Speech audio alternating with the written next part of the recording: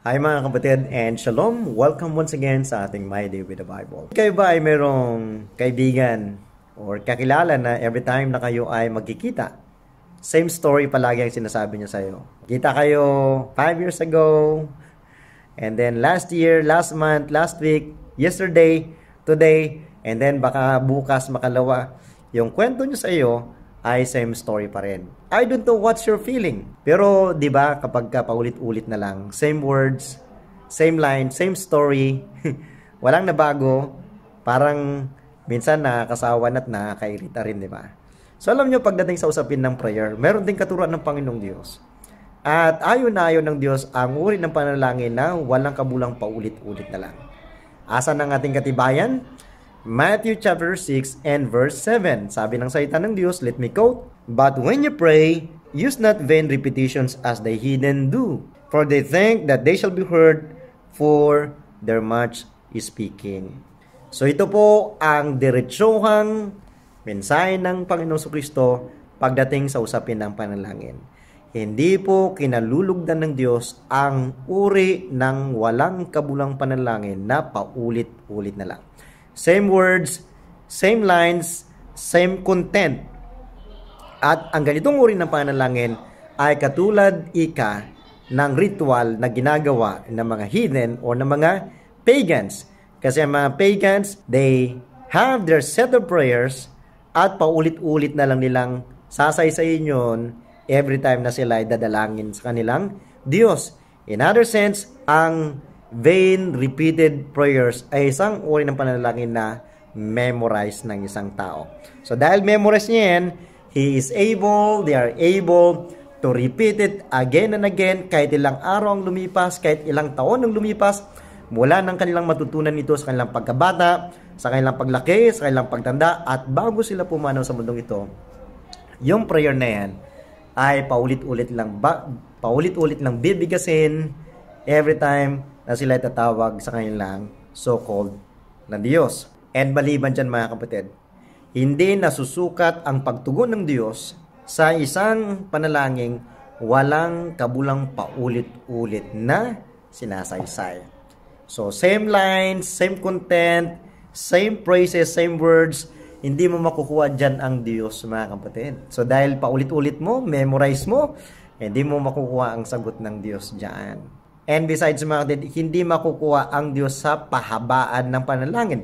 So hahaba ang prayer mo kasi ulitin mo 8 Ama Namin, 7 Aba Ginoong Maria, or whatsoever mga kapatid, 10 Ama Namin. Ito paulit-ulit na ginagawa. Ito yung isa sa best example natin.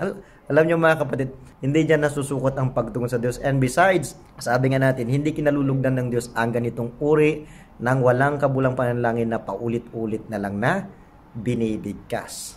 So kung hindi nalulugod ng Diyos sa isang panalangin na walang kabulang paulit-ulit na ginagawa, anong uri ng panalangin kaya ang kinalulugdan ng Diyos? So syempre mga kapatid, panalangin nagmumula sa puso, bukal sa puso. Yung talagang ine-express mo naturally mula sa puso. Kasi kapag memorize mo ang isang panalangin, so wala na talaga yung damdamin doon. Wala na yung emotion mga kapatid. Wala na doon kung ano talaga yung sa luubin mo o nararamdaman mo. Head knowledge prayer na lang yan. Wala na sa puso. Ikalawa, ang kinalulugdan na prayer ng Diyos hindi lang yung nagmumula sa puso, kundi isang uri ng panalangin na ayon sa patnubay ng banal na Espiritu Santo.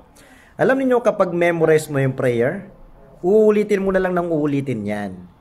Ngayon, ang banal na Espiritu Santo, merong gustong ipapanalangin sa ang banal na Espiritu Santo, may pinapangusap sa ang banal na Espiritu Santo, kaya lang hindi mo na ito may entertain o hindi mo na ito may pag-pray kasi fully occupied ang isipan mo ng isang panalangin na kinumpos ng ibang tao na minimorize mo naman. Kaya ganun ang mangyari mga kapatid. Ang banal na Espiritu Santo, ang kanyang pangungusap ay nasa-set aside dahil sa memorize na paulit-ulit na uri ng panalangin. Pangatlo, ang uri na kinalulugdan ng Diyos ay panalangin ayon sa kalooban ng Diyos. Hindi panalangin memorize ng sinuman. So kaya nga, ang panalangin is according to the will of God. Kung ano ang kalooban ng Diyos, yun nawa ang maganap at masunod mga kapatid. So ito po ay simpleng reminder lang at paalala kung paano tayo umiwas sa uri ng panalangin walang kabulang paulit-ulit na sinasaysay. So this is Pastor Aris, manalangin ng mula sa puso, manalangin ayon sa gabay ng Banal na Espiritu Santo, manalangin ayon sa kalooban ng Diyos, huwag manalangin ng walang kabulang paulit-ulit. Or in other words, huwag manalangin nung panalangin minimemorize lang. Amen? So ito po ang inyong abang lingkod, muling nagpapaalaala patungkol sa simple at tamang pamamaraan ng pananalangin mula sa salita ng Diyos. God bless you all mga kapatid, and see you again tomorrow. Kung meron po kayong feedback o comment about prayer, if you have any prayer request, please don't hesitate to write down in the comment section. Let me know and let us pray for it, and may God bless you all.